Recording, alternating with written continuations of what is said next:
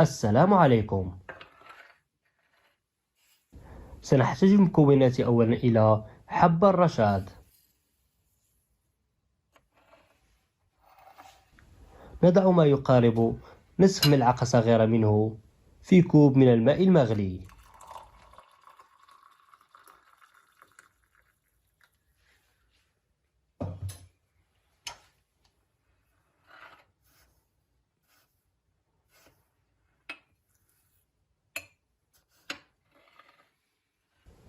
ثم نضيف عليه نصف ملعقة صغيرة من الزنجبيل.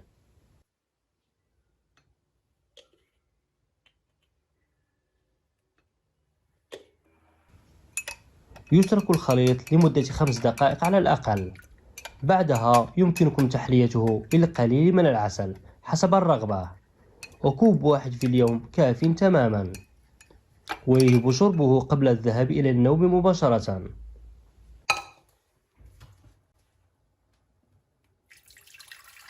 هذا من جهة، ومن جهة أخرى يتم وضع ملعقة كبيرة من الملح في إناء من الماء المغلي،